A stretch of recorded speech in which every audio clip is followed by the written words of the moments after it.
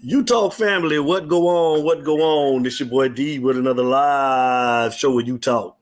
And y'all know how we start off every show. It ain't no me. Without you, baby. Kane Nation, what's going on? What's going on, man? I'm gonna bring my boy in, man, Mr. Larry Frank Jr. I'm about to bring Larry Frank into the building. Larry Frank, what's going on, brother? How's it going? Greetings and salutations on this most lovely Monday. It's only lovely because my Pittsburgh Steelers won in a good fashion yesterday, beating a team that actually had a winning record. You dissed us all last year talking about all we could beat was bottom feeders. Well, guess what, Buffalo Bills Mafia? Say that stuff now. I'm good, D. What's happening, man? Hey, listen, man. Congrats to your Pittsburgh Steelers, man. You know, I'm trying to get my win tonight, man. I'm taking on Mr. Lamar Jackson and the Baltimore Ravens, man. So handle that for me. Handle that for me. Hey, I'm gonna try to, Frank. I'm gonna try my best to, man. For sure. Hey, man, look, y'all, we got a lot. We got a lot to get into tonight, y'all. We got a lot to get into tonight. Shout out to everybody in the chat, man. Shout out to Cuban Kane, Josh Air, Latrell Stoudemire, Hurricane U, CJ87. What it do? Quella, what's going on, man? How's everybody doing tonight? What's good? Larry Frank, man, you know we got to address the elephant in the room, and that would be our Miami Hurricanes, man, this past weekend against Appalachian State, man. I'm going to let you start this off because I know you got a lot to say, and I want to listen. So what did you think, man? What was your take on this game this past weekend, man? Did you like what you saw? No, indeed, I ain't like what I saw. Man, let me tell you something, man. When you go back and look at the replay last Friday, I was wrong on the totals as far as it being as high as I thought it was. I said 41-35. That was my prediction. But if you go back and look, what did I say? We would win anywhere from 3 to 7 points. They'd score late, and we'd have to figure out a way to squeak it out at the end. I didn't have the number totals right, but guess what? I had the whole theory right because that's exactly what happened. We had to squeak it out. And against a team like App State, I'm sorry. I get it. They've stepped up the Power 5 competition over the years, but you cannot sit up there and tell me that we should have had to step up there and rely on our kicker to save us at the end to get us that victory. So, no, I'm not happy about what I saw the other night at all, man, at all. Like this team, you coming off of what happened to Alabama. Okay, we'll give you a pass on that. But this was your chance to make a statement. And you come out there and basically you were flat again on both sides of the ball. Both sides of the ball. Both sides of the ball. Yeah. I mean, we didn't look good at all. And that's something that we spoke about. That's something that we said we didn't have any confidence in as far as coming into this game. Don't get, to assure ourselves, man, just thinking it was going to be a cakewalk victory, and it wasn't.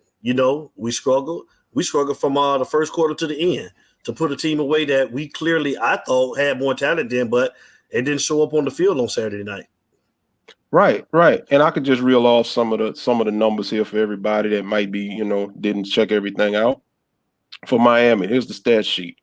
King was 20 of 33, 200 yards, no touchdowns, no interceptions. He took 2 sacks. Shouts out to the offensive line on that. Also, shouts out to him because he's holding the ball on too long. What's up, Josh Ayers? How you doing? Cam, 18 for 91 yards in the score. In fairness to him, he did have a touchdown called back. But once again, on the offensive line. Okay. Chaney, 4 rushes, 21 yards. Unfortunately, towards ACL. I'll touch on that and how that's going to affect us later on moving forward. The bright spot, as I've been saying since the bowl game, Keyshawn Smith. He just continued doing what he's doing.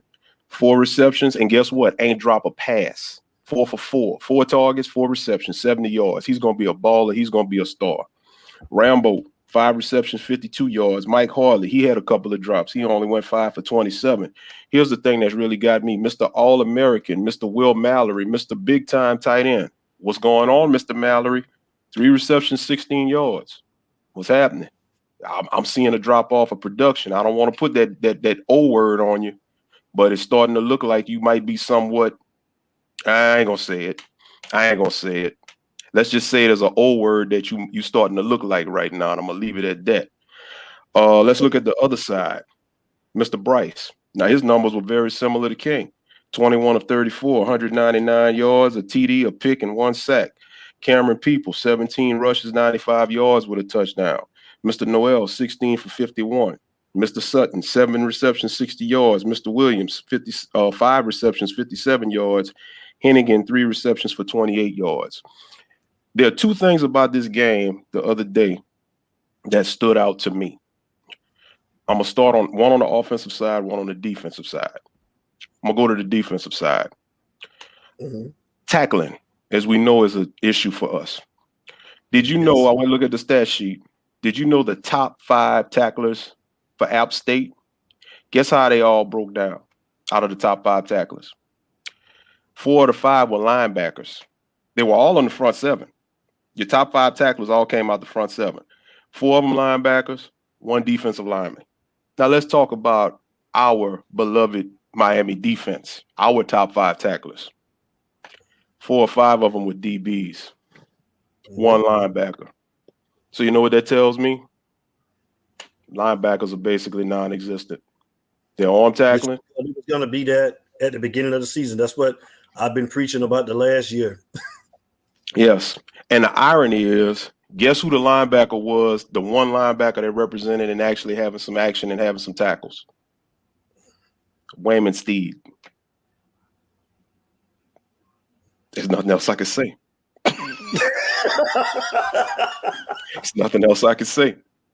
The bright spot, unfortunately, the bright spot on the linebacking core, Keontra Smith, he got hurt. Now, unfortunately, he got hurt, but fortunately, he won't be out more than about 4, maybe 5 weeks or so. He had a sprained MCL and a sprained PCL, so he'll come back from that. But unfortunately, as the news made headlines today, we lost Chaney. Chaney's out for the year with a torn ACL. Now, this is where my concern comes in. And we spoke about this after the game. You have Chaney, who's out now with a torn ACL. You have offensive line who is just playing horrible. The inside to the right side of the line, it's nothing. So you're not going to have Chaney. Rooster's still out on 2 more games for the suspension. Cam can only do so much. He still hasn't really gotten himself in stride.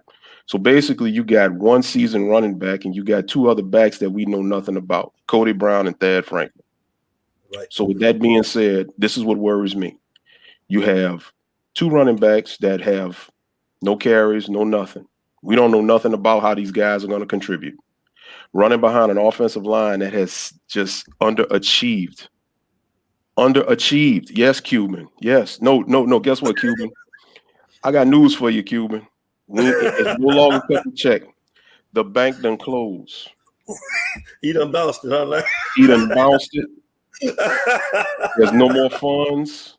The money truck ain't bringing nothing over there to the bank no more. Rhett Lashley, man. And speaking of things I didn't like about Rhett Lashley, there was, if you looked at the game, on the wide side of the field, Keyshawn Smith had 1-on-1. That's a matchup. But Frank, he had that in the game with Alabama, and they wouldn't even do it, man. They won't go to him. Guess how many times they targeted his side with that situation? Twice. And no safeties up there. Crazy. That's a matchup that he wins every time. So Rhett Lashley is just not utilizing him. He's not running this offense as he should. And the thing about it is, that brings me to my next point with Rhett Lashley. There's a miscommunication somewhere between Manny, Rhett Lashley, and De'Aaron King. You see what my cousin just put on the screen? We about to touch on that, Danielle. We've been talking. Larry Frank been talking about this. Go ahead, Larry Frank. Yes, there's a miscommunication there, and here's the thing. I really believe Rhett Lashley recognizes what Danielle just said and what we all been saying, that King is just not that passer that he needs him to be to run that system.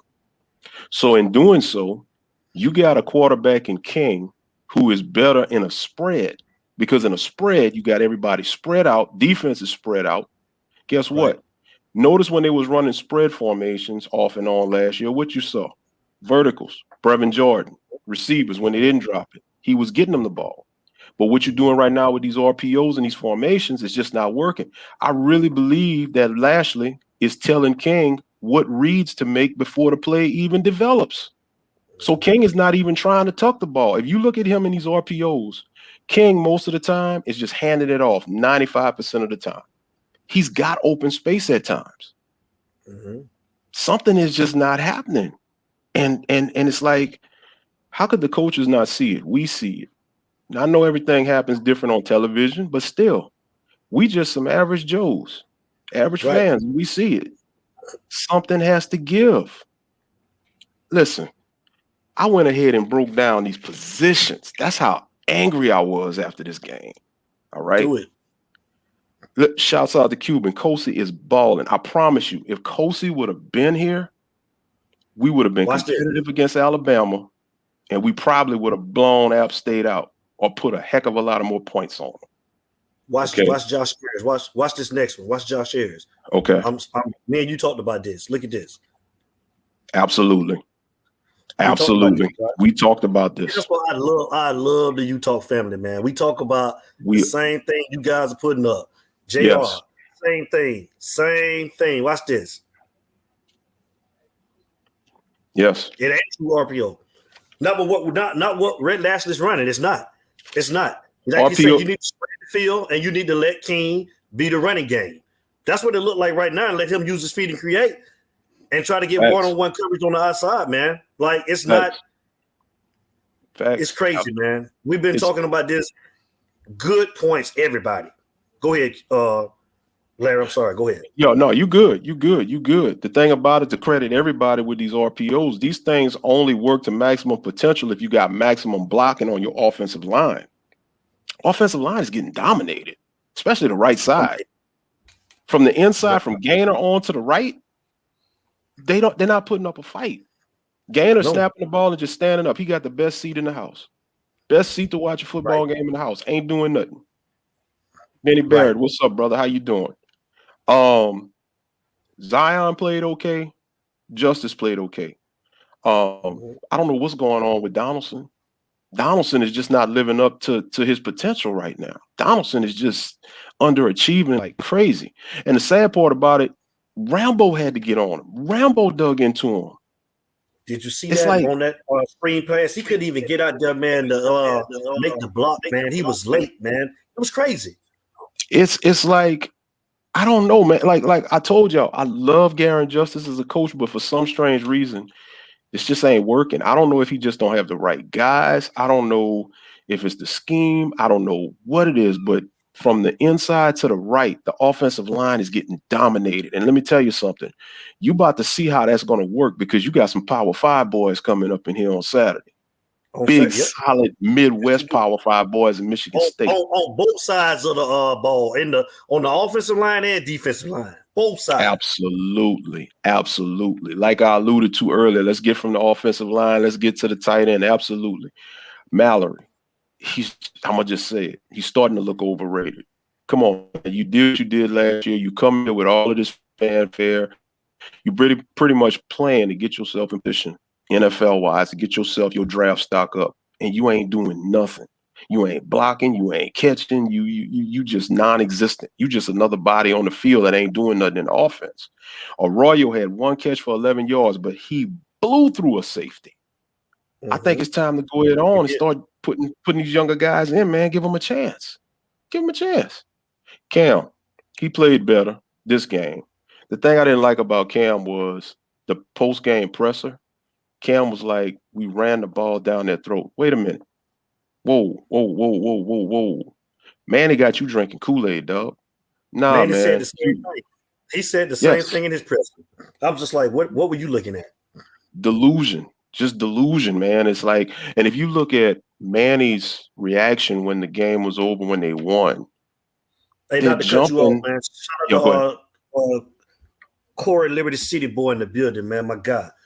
Hey, I appreciate that, Liberty City boy. That's my dude, man. Shout out to Corey, Liberty City boy. Actually, y'all, I'm not in the Utah studios tonight, man. I'm traveling, man. So, we got a little delay with the connection and everything, but we had to come on tonight. So shout out to everybody, man, that's with us tonight, man. Go ahead, Frank. I'm sorry, brother. Yeah, I'm reading what Danielle put up there. He lost his team. I believe it's starting to happen, man. It's starting to happen after 2 games. This team is just not responding. in my opinion. Getting back to the running back situation, like I said, Cam has been running better, but at the same time, Cam is injury prone. And what I don't trust is all of our backs are injury prone. Even when Rooster gets back, he's injury prone. He's out for the suspension. This But message that Chaos just sent. Look at this, Larry Frank. Look at this. This with Cam, he never puts his shoulder down and run anyone over. He's too big to be trying to run I feel around. like he's always tiptoeing, man. Always tiptoeing, Frank. Always. Facts. And the thing about it is, go ahead. I'm sorry. No, go ahead. Go ahead. No. Go ahead, bro. Go ahead. No, all I was going to say was that in the offseason, he put himself up and he bulked up and he put all that muscle on. And to me, I thought he was building himself up to become a battering ram to just run through people. Cam looks like a dog. He looks like an animal that just you don't want none of that smoke, but he ain't delivering. My thing is too, man. What's up with Harley, man? Harley starting to look like 86 with these hands. I mean, I think when you say it's time to, give another guy a chance, man. I mean, Rescripto, I think it's time to start playing some of these young guys, man. Like for real. For real. Absolutely. I mean, this don't look like the Harley that I watched last year, man. He was catching everything that came his way. But I'm starting to think, man, he was hanging out with 86, man, too much this past offseason, man, because I done seen about 3 or 4 drops already. Yeah. He had 2 big drops in the game on Saturday. And the thing about it is, like I say, D, when you got a freshman, when you got Keyshawn Smith coming in here, and Keyshawn Smith is taking over. Keyshawn Smith is clearly your number 1 receiver right now. And like I said, what we got here, Cam needs to be a 1-cut back, but hard to run when the line is getting pushed back in the backfield. Facts. And Josh Ayers, that's a great point, because that leads me back into what I was saying about the running back situation. Chaney's out with a torn ACL. Knighton is injury prone. Cam is injury prone. And we got 2 other guys that we don't know what they bring to the table. With the right side of the line just basically getting dominated. And when I see people saying that Miami's going to put it together and they're going to start blowing people out, listen, I want that to happen, but I just don't see how, given all these variables. Because the play call in itself, and the thing about it, no matter what, Lashley is going to run on 2nd down. He's going to run. That's what it seems like. Shout out to JD, man. Shout out to my boy JD, man. What's good, JD? Jamal Davis in the building, man. I'm with you, Larry Frank. I mean, I don't see that. I don't see that happening either, man. Like you say, we got the big boys coming in here on Saturday. As people still talking about 11-1. Where you getting 11-1 from?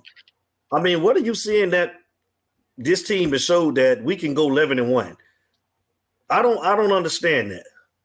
If App State stayed with the running game, we would have lost. The only reason App State lost that game, they changed their approach. They started throwing more. And absolutely, look at my buddy Allen. What's up, Allen? How you doing? That's a good. We just talked about that, Allen. Me and Allen were texting during the game and talking during the game and after the game, and we talked a little bit today.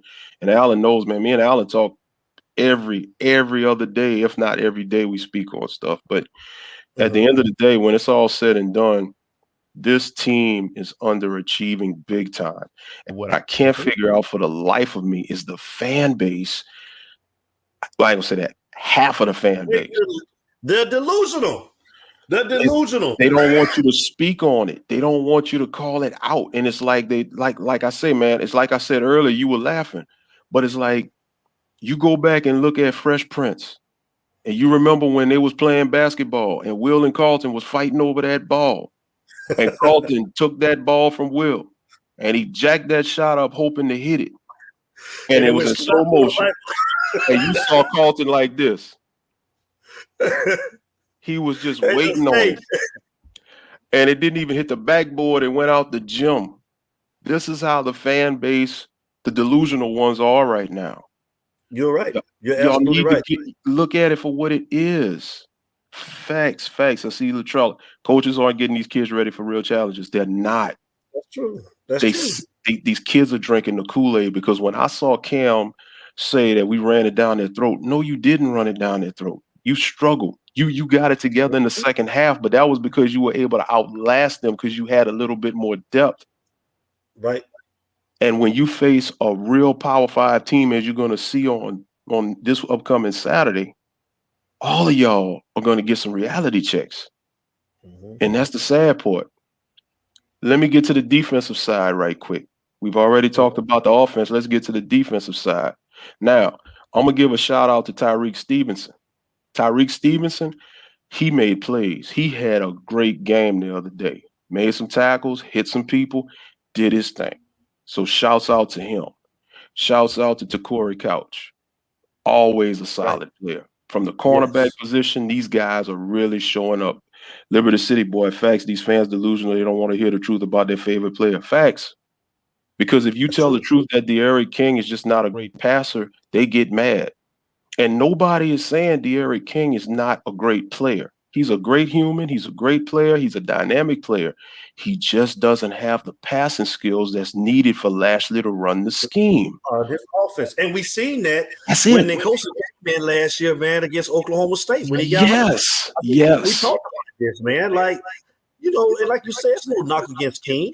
There's no knock against King, but I think that, see, man, and it goes back to what we were talking about too, Larry Frank, and that is these coaches selling these kids these pipe dreams and promising them, man, that if they come down to the school, that they're going to automatically start and they don't have to compete. And I think that they face is dirty and they scared to clean it, knowing that we got better passers in the cut, and they would not give them a chance because they've already promised King that he's the starter.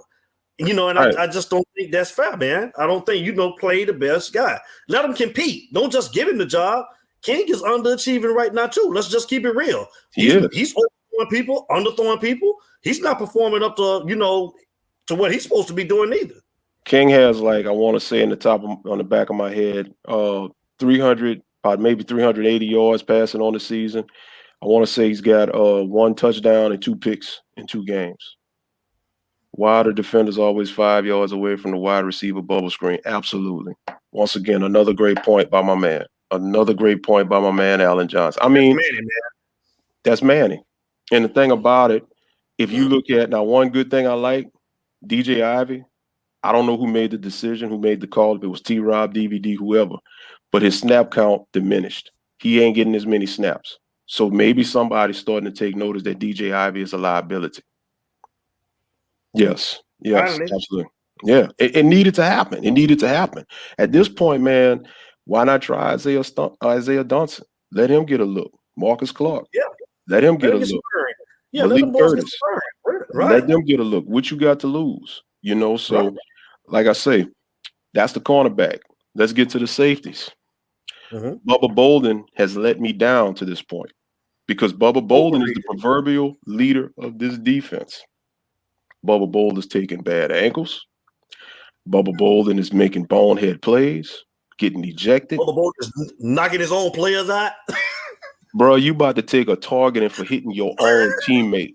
And what really got me the other day was when Bubba Bolden did that, he knew he was wrong because when your boy got up, when he was shook up, Bubba Bolden's like, my bad, and he gave him a hug. That's just a clear-cut confirmation that you're just playing reckless. And you need to stop. You need to be the leader of the defense that you pretty much were anointed to be. And he's not living up to it. Absolutely, Takori is better. I believe it. Takori, the younger guys are really much more solid, so that's how I feel about that. Gervin Hall, I'm going to give him props. Gervin had a better game. He still got a lot of work to do, but Gervin made tackles the other night. He did play a little bit better. So shouts out to him for at least not playing as bad or getting progressively worse. He had a better game the other night. So I'll give him that. But honestly, I'm going to be 100. Cam Kinchins and James Williams, you need to put them in. They need to get snaps. Straight up. That's my play them. You got to play them. So let's get to the linebacker. Yes, Bubba is a prima donna. Absolutely. And I was looking, you had the same issues with him at USC. People were saying the same stuff when he was at USC. Time out, Larry Frank. I got a good one, y'all. Here it comes. And this might be the best one all night. Brian McKenzie. Brian McKenzie. Here it come, y'all. Y'all ready for it? We finna go in. He done let the cat out the bag, y'all. Here it come. Let's do it. What y'all think? Let's go. Hold on. Wrong one. I'm sorry. Let's go. Let's go, y'all. Let's go. Let's go. Let's go. Let's address it. Let's go. I'd like to get some calls on that one. I'd like to get some calls to see up. what everybody's saying, because Let's open it up.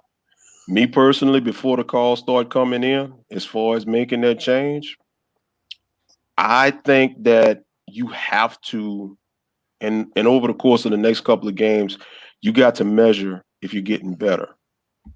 You were basically sideways this week from the Alabama game, because yeah, you won the game, but you didn't play that much better than you did against Alabama. You kind of can overlook that because it was Alabama, but you certainly shouldn't have came out as flat as you did versus App State. There was no excuse. Against Michigan State, that's going to tell me a lot. If you come out against Michigan State and you can play solid, win the game, limit the mistakes, offense, you got a call. You got the first one. Yeah, we got the first one.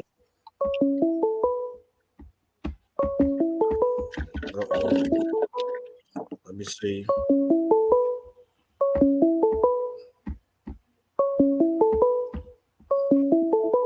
We have to call back up, man. This internet tripping in here where I'm at. Yeah. Call bite. I'm sorry about that, guys. Call bite. Okay. Well, getting back to what I was saying. This game right here against Michigan State is going to tell you a lot, because now you're going to see, after 2 games of a lethargic play, after 2 games of just bad communication. It's Utah. Sorry about that, Larry Frank. Utah, call and state your name, where you're calling from. Jamal Davis, Florida. Jamal Davis, man. Talk to us, man. Brian McKenzie. He just let the cat out the bag, man. Is it time to move on for Manny, man? Man, I've been preaching it's time to move on. Some people just can't reach children, man. I mean, you can't sit here and sell dreams. The thing about football, you got to play it and put the best person on the field that can play it. And my thing is this: if they're not tackling in school, like they do, he's gonna leave with his head and all, because I mean they ain't tackling in practice. I mean, I remember when I played football, we was getting hurt in practice. So I coach stopped us and hit me. Man, we got in the game and couldn't tackle nobody. Mm-hmm. I mean, we got ran over. So I'm saying they got to start hitting back in practice. And I mean, the thing about it, we sat here on Friday and said the whole thing to the situation is how they come out to play this game determined on what they should do with Manny Diaz. It's time to move on, man. It's time to move on. Some people are good coordinators, and some people are great coaches. I mean, and then people say, well, he ain't had this much time. Man, Nick Saban came to Alabama. Within the year, they were competing. And now look at them right now. Oh, great point. Great point. You got a great point. Great point. Jamal, just to kind of allude to what you said about Nick Saban, I think a lot of people forget. I mean, he comes in 2007 at Alabama, and listen, at the time, he was just won national championship at LSU. He had a couple of bad years at the Dolphins. He had some good years at Michigan State, but then he goes to Alabama, and in that first season as a coach, he loses to Louisiana Monroe. Now, here's the thing. That's the difference between a good coach and a coach like Manny, because he lost to Louisiana Monroe, lost a couple of games that year. So what does he do? Fine-tunes everything. From 2007, he wins his first national championship 2 years later in 2009. Yeah. People in a tough division. Totally agree. Yeah. Great point. Yep. So I mean, that's what's wrong with football now. Everybody want to say, "Oh, you got to give them this. You've been too hard on them. You've been too soft on them." There you go. This football. Awesome point. I mean, it's football. Awesome point. It ain't no keep. You can't keep hollering, "Oh, I'm finna oh, we got to give them time. Oh, they tried. Oh, we won. You won by 2 points." Right. Against a team like that. Right. Yep. Man, you should beat them by 40 points. Right. Oh, with Miami. Right. And then the excuse that he gave, the thing about it, not to cut you off, but just to harp on what you said, the excuse that he gave in the press conference, he said the same thing about App State that he said about Alabama. Well, they've been doing this to everybody. So I'm done with Manny, man. So what I got to say to the fans, so you rather be beating a not so mediocre team by 2 points, or being back to the great status of what we know Miami to be? Right. Right. Yep. Me personally, I would be cool with just being just competing against mediocre teams. And when I play a elite team, I get below. I ain't with that. Agreed. Hey, man, but I mean, people got to do some things. I mean, some gut checking down there in Miami, man. It's got to be a gut check, man. I mean, everybody. I told Devin, man, that he first got hired, I didn't know why they were hiring him, because I didn't like his defense in the first place. I think he had a lot of athletes, and they played mediocre teams and did good. And he got a little buzz off of that. And if I'm not mistaken, the athletic director was supposed to be friends with his father. And I think that's why he got hired. Something is definitely in there that we don't know about, because and I know it was a knee-jerk reaction of Mark Richt, because at the time everybody had enough of Mark Richt. Everybody had enough of that just vanilla offense and just being good but underachieving offensively. So when Mark Richt retired, everybody was happy, and then everybody just basically drank the Kool-Aid on Manny, because we were all fooled by his defense, myself included. And I'm man enough to tell any and everybody that, yes, I made an error in judgment in thinking Manny Diaz was a great hire. I look at this thing 3 years later and I say to myself, and I can honestly say here on these U-Talk airwaves, that Blake James made a terrible mistake, because at the time he should have had an actual coaching search. Manny had left and went to Temple. And guess what? You didn't even worry about going and doing an actual coaching search. You had too many coaches out there. I mean, I've been saying, even before Rick got hired, you could have had Chris Peterson was always my pick from Boise State. Everybody remembers what he did at Boise State before he went to Washington. And he goes to Washington and gets Washington into the playoffs 1 year. Now, they lost big, but I mean, it's Washington. But I mean, it's the idea. They won the Pac-12 and made the playoffs. Chris Peterson would have been an option. Dan Mullen wanted to come to Miami years back, but they didn't even want to go with that. Everybody's screaming about Mario right now, but guess what? Mario would have been an option at the time, when it coming, with FIU and all that. But I mean, Mario left and went to be on Saban's staff. So, I mean, he made a business decision, but you had that opportunity right there. You could have pushed for him. And at the end of the day, I just don't see where Miami's coaching search, whenever it happens, that they're actually really caring to do an in-depth coaching search. Yeah, the news just broke today. I'm still looking at it with Clay Helton at USC.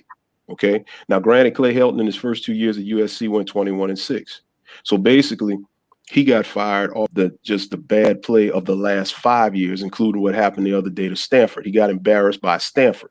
That's why he got fired. But they've been wanting to get rid of Clay Helton at USC. You should see the list of people that's already been put out. James Franklin. They're looking at Matt Rule, depending some of the same guys we're looking at. Matt Rule at Carolina, if he's going to be happy after the season. They're going to let the season play out. They're not going to, hire nobody. They're going to let the interim guy do his thing. PJ Fleck, Minnesota. The Iowa State coach. Luke Fickell at Cincinnati. You got some good coaches out there that has an opportunity. Go ahead. I remember when y'all had Bruce Davis back on the tape. And I know Bruce Davis love, but they got to understand what's for the NFL. I mean, what coach don't want to coach in the NFL? Bruce Davis was back on the table. He the one brought Miami back in 2000, 2099, 2000, 2000. Them teams, that was his team. And Larry Coker got the credit. Right. Yeah. And Larry Coker should have won that next year. But I mean, he wasn't a coach. He was a coordinator. That's it. He was the player's pick. That's who the players wanted. And I'll say this till I'm blue in the face. Larry Coker had a team that was on autopilot. All he had to do was show up and take credit. That's and it. if Butch Davis would not have left, Nick Saban would not have existed, because Butch Davis would have been Nick Saban before Nick Saban was Nick Saban. Because when you had the beginning of the BCS, Miami got screwed in that 2000 national championship with the computers, and they got screwed by the refs in 02, and they won 01. Miami should have won 3 straight. That was Butch Davis. Jamal, man, good call, man. All right, man. I listen to the airwaves on other people, man. All right, man. Keep up the good job. Hey, man, thank you, brother, man. We appreciate you. Appreciate you. Have a good one. Later. That was Jamal Davis, man. Great call, Jamal, man. We appreciate that, man. Y'all come on, man. It's on the table. It's you talk, baby. Yeah, I could fuss all night. I want to hear y'all fuss. Brian McKenzie done started something. He done started something, boy. He said, man, is it time? Oh, they calling, man. Here it come. Here it come.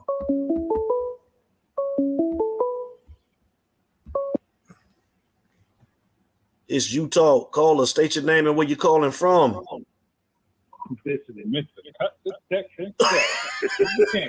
Cuban Utah King. family. And y'all know who this is, man. Our guy, your guy, Mr. Cuban King.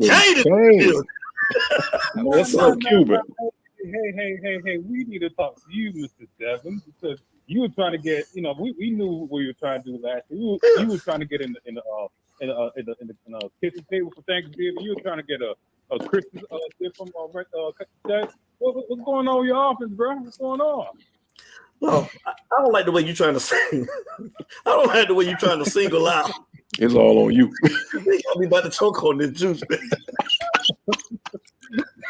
Hey, man.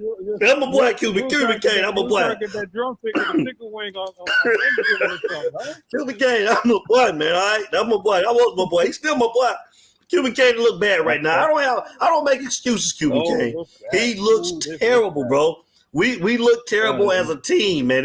It's bad, Cuban Kane. That's all I can say, man. That's it. All the way around. Offense, defense, special teams, the Kane, everything looks bad on this whole. Let me ask you this, Cuban Kane. What was they doing on that kick return? How did everybody just go right, Cuban Kane, and this man ran straight up the sideline without being touched? There was like 5 players right in front of him. He ran right through all of them. That boy was fast. I mean, they could have thrown him out of bounds. So I'm like, damn, leave something.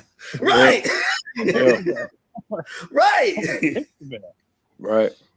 But absolutely. So this is my thing. I was on the chat, right? Mm-hmm.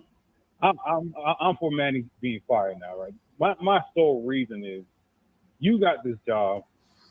You need to put your players in, your recruits in. I don't understand why Cam, Harley, number 8, I won't say his name, both sides, number 6, I won't say. You're losing with Mark Rick recruits. Absolutely. If I'm going to lose, I'm going to lose with my players. I'm not going to lose with, Donaldson still playing up in there. Gainer is there. I'm like, hey, man, I'm right now, my ass is on fire, right? So I'm going to lose. I'm losing with my damn players. And that's my thing with Manning. It's like, you're going to lose your job because of Mark Rick. That's what it comes down at the end of the day, right? That 2018, 2017 class was, horrible with Darren Williams and Mark Pope. That was Brevin Dick.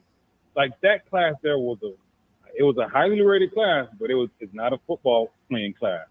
I don't even know. I mean, who was the best player in that class? Was it Brevin? It was probably Brevin. Probably Brevin. Yeah. Everybody else has been a bust, and he keeps playing these dudes. Mm-hmm. I'm like, Manny, what are you doing? It's like you're gonna lose your job with Mark Rick players, and that's my big thing with Manny. It's like, all right, if you want to get fired, by all means, get fired. But this team just looks. That's another thing. Well, the only good news that happened, Florida State lost. Right, exactly. And don't forget about Ohio State too. Yeah, Ohio State lost too. And Ohio State, but Florida State more than anything, So I was about that. But I was looking at other programs, even App State. they had number 25, I think was a running back. He was a shifty, quick, fast running back. I don't see a fast player on our team. Am I wrong about this? Or quick or shifty player? Like, we don't have that on this squad. Just Rooster, and Rooster hurt right now. I mean, he's suspended, not hurt. Yeah, he's suspended, right? But it's like it takes us some time to get to that next year, right? That number 25 for App State and number 6, especially at number 6, when he got to the hole, is like, get out of my way. And then you have Cam getting the ball. He's trying to dance like he's Edgerrin James. It's like, you don't have vision like Edgerrin James. You don't have that quickness and that quick burst. Nothing. You know? Go ahead.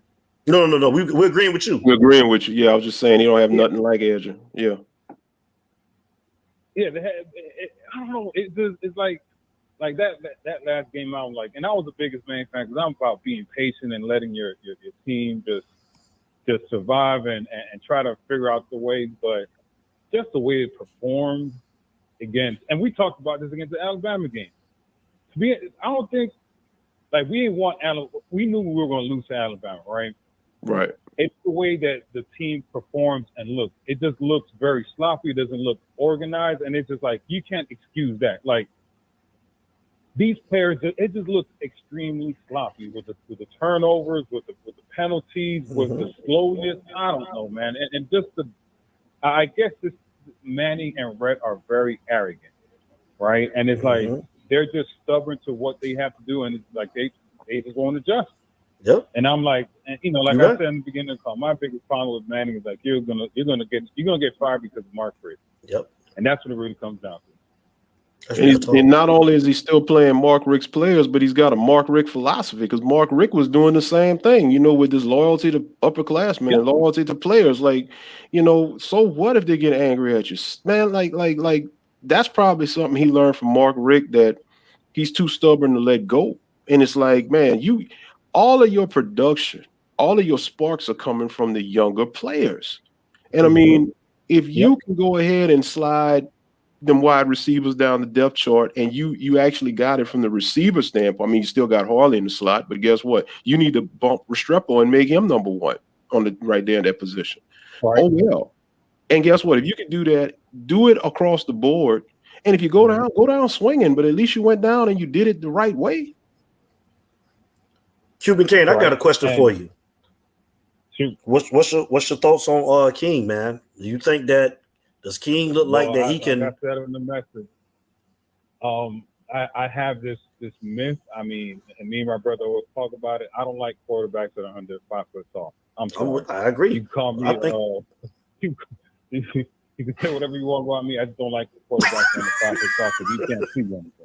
All right, you just stand up and you're taller than the quarterback. Like, I don't know how tall King. I mean, yeah, think about it. King was a punt returner, man.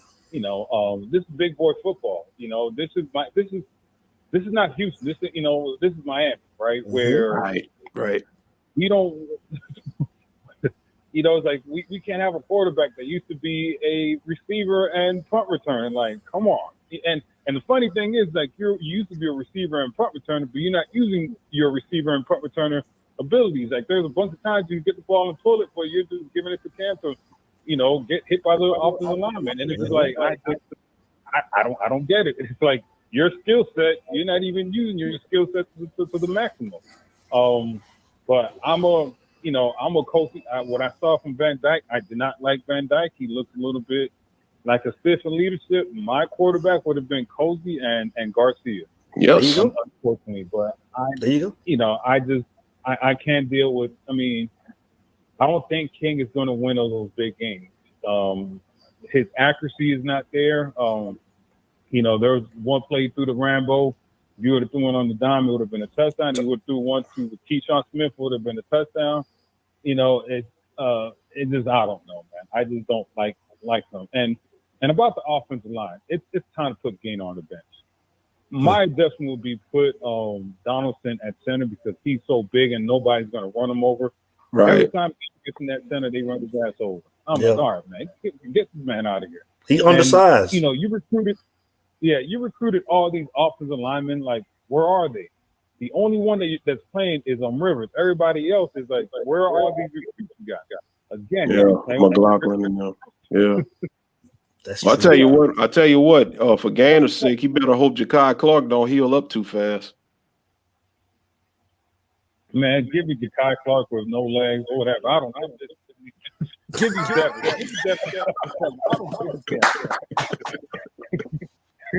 Yeah. That dude said Ja'Kai Clark with no legs.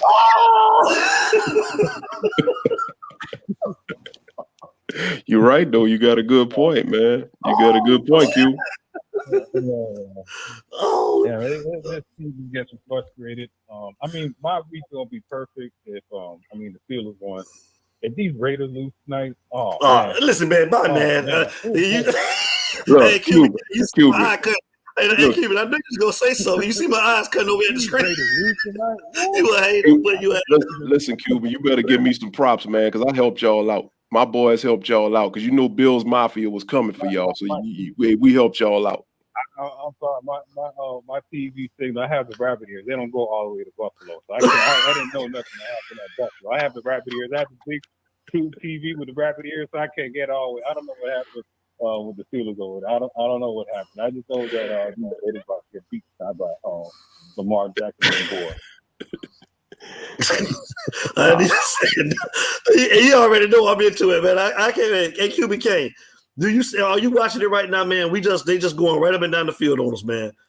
I don't even know why we hired Gus Bradley. The defense looked the same. Oh, but Miami won yesterday. The Dolphins. Why y'all won by a point, man? What y'all won? 17-16?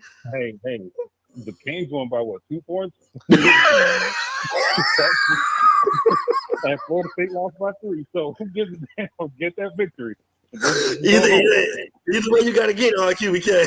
The beautiful thing about the Florida State loss was when Jacksonville State planted the flag in the middle of the. I loved it. I said, you know what, man? Disrespect them. Beautiful. There's so many funny things about that Florida State game. The cheerleaders after the game were like, "Oh my gosh!" Then you had a football player propose to his girlfriend after. I saw that, man. And somebody changed it and made a meme out of it where he was proposing instead of a ring, he was handing her a L, and it was funny. But look, Cuban, one more thing, man. I gotta ask you, man. I'm gonna ask everybody. I should have asked Jamal too, but I'm gonna ask you too. What, Cuban? I'm gonna ask you one thing. I want to know your opinion. I should have asked Jamal, but I'm gonna ask everybody that calls in. What's your feelings on the cat, man?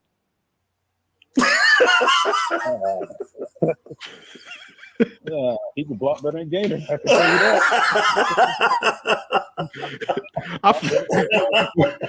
That was the highlight of my night, man. That was the highlight of my night. Block better than Gator. Yeah. Yeah. But that's all I got for you boys. All right, but Raiders lose, so I could talk trash next week. Season off real well. Hey, look, it's gonna be fun next week because guess what? Next week is Raiders versus Steelers. Yes, it is. So me and Larry Frank we'll be enemies, man, for the whole week. Yeah. We'll be talking to each other. It's gonna be a draw, I guess. Bye. Hang up on his ass. I can't stand it. It's you talk, baby. Hey, he made some good points, though, man. Look at this. Look at this. Just look at that. That's my defense, Cuban Kane. That's my defense. Just straight up the middle, man. 35 yards, bro. Untouched. That's just ridiculous. Go easy on now. Go easy on my cousin. Now 21. That's Meek Robinson. That's my cousin. That's Thibodeau, Louisiana, right there.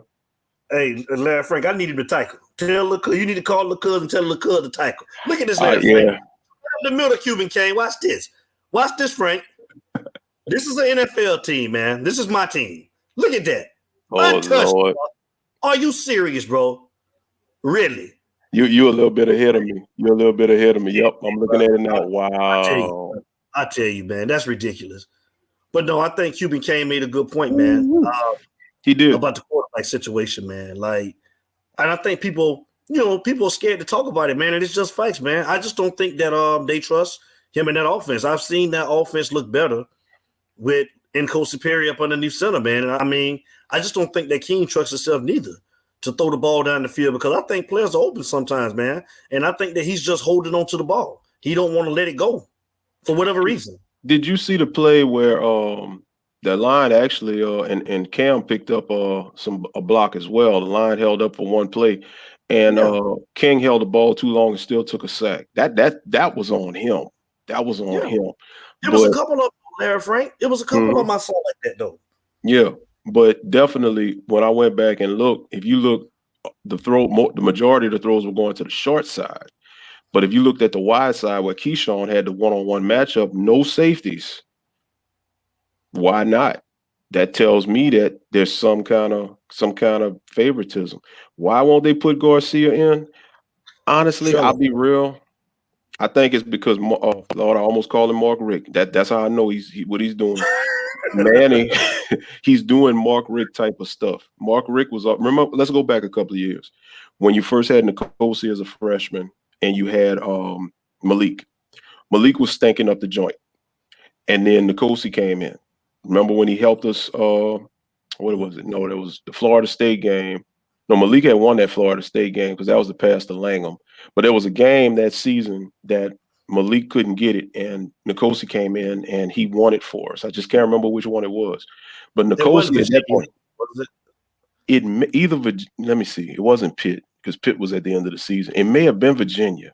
I think it was Virginia, but Malik was stinking up the joint. And N'Kosi came in but the thing about it, there was just no consistency. But you didn't work with him. And I've always said, I said it on the show last week, if you stick with N'Kosi from that point on, because Malik was out of there after that, that should have been N'Kosi's job going into the next season. In 2018, but they brought Malik back, and they let him have it. And then what really did the damage was, okay, Malik's gone. Jaron Williams threatens to transfer. So as a condition to Jaron Williams, you basically, and we know he did it, man, they promised Jaron that he would be the starter to not let him transfer. I bet you anything, if N'Kosi was the quarterback, Dan Enos' offense may have looked better. Because N'Kosi was just a better passer. N'Kosi was just that much better passer. The offense flowed with N'Kosi. And you go 2019 with N'Kosi and with Jeff Thomas and with Mike Harley, because that was some speed. You would have had better results with that offense, in my opinion. And certainly with Rhett Lashley, if you start off the season, if De'Aaron King never comes to Miami, because LSU was hot on him, he bypassed LSU to go to Miami. If he would have went to LSU and N'Kosi would have been the starter under Rhett Lashley, I promise you, we would have played better in that Clemson game. We'd have certainly played better in that North Carolina game. And Oklahoma State, he came in the second quarter after King got hurt, and for the rest of the game, he started lighting it up. Have him under center from the beginning. I promise you, against Alabama, we may not have won. But I promise you, we wouldn't have got blown out the way we did. We'd have been competitive. Rhett Lashley's offense was always predicated on a passer, and we don't have that, a great passer in King. He's a good player. He's a playmaker. He can make plays with his legs. His accuracy is just not there. And I think that Lashley is calling the offense and dumbing it down to an extent because he knows. Because guess what? If you don't have accurate passing, what happens? Interceptions. So why are you going to dial up passes with a guy that you don't trust his accuracy for them to get picked off more? You know it would have happened against Alabama. Just saying. And I think people are asking that question, man. I just think that people trying to, they're scared to talk about this. And I just don't feel like that he's not our best passer that we got on the team. And I think it's stagnant the offense, man. Like, seriously. It is. And I asked me that same question after the game. And me and him spoke about this, man. Like, he was like, do you think that they dumbing down the offense for him? I'm like, it looked like it because we've seen the offense better, with another quarterback up underneath the center in this same situation, in this same offense. So Absolutely. We see what it can look like. But, I don't know, man. Like I say, they done made promises that they can't go back on their word, and I just think they're trying to keep him in, man. He's a senior, and they're just trying to get through the year to let him play. That's my opinion. Absolutely, absolutely. And going back to what Josh.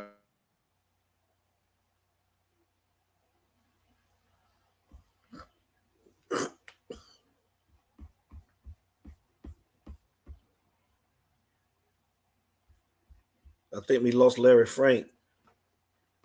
But like I say, you guys, man, I'm on the road. I'm traveling. So I'm gonna get ready to end the show. And I want to say I appreciate everybody that tuned in tonight and that commentated and called in, man. I really appreciate you guys. But y'all know my Raiders plan, man. So y'all know it's about that time for me to watch my Monday Night Football. All y'all NFL teams done played this past weekend. Some of y'all got your W's. Some of y'all took L's. I'm finna try to get my W, Cuban Kane. So I'm going to let y'all go, man. And we're going to come back Friday night with the hype show. So you guys get ready, man. And y'all have a safe week. Everybody take care of themselves, man. And 8 o'clock Friday night, man, we'll get ready for the hype show, Miami versus Michigan State. So everybody be safe, man. And y'all know how I start every show. And you know how I end every show. It ain't no me. Shout out to Larry Frank. Without you, baby. And I'm out. Cuban Kane, watch out, man. Oh, hold on. I'm going to let Larry Frank. I think I got him back in the let me bring him in so he can get a departing word. Larry Frank, I just gave a departing word. I'm gonna let you go ahead and do yours. I was about to shut the show off, man. Go ahead and my bad on that, man. We still dealing with, all of the internet stuff. I'm at work, I'm on location, and my Wi-Fi ain't all that great. But I dropped out for a second. But all I'm gonna say is, like I say, man, just everybody stay positive, man. I mean, just be real with it. The best thing I could tell everybody, what I've been doing in the last couple of years, I get myself upset because I get my expectations high. Don't have your expectations set too high. I'm not saying dog Miami. Obviously, no, you don't want to dog them. I'm not saying throw them to the wood, toss them in the trash. No, but just don't have your expectations set high week to week, because if you do, you're going to be more upset. As bad as we played, as I was upset, but I was not overly upset. And hey, man, we're gonna be all right. We done waited this long, so a little bit longer ain't gonna take. Good night, everybody. But yeah, man, shouts out to everybody. And hey, we'll see what happens, man. I'm ready for Michigan State. All right, man. Good night, family, man. Everybody, man. Like I said, Friday we will be back, man, for the hype show, Michigan State, man. Everybody be safe during the week, man. Love everybody. Thank you guys again. And I got my boy back in, so I'm gonna end it again. Y'all know how we start every show. You know how we end every show. It ain't no us without you, baby. And we out. Everybody stay safe.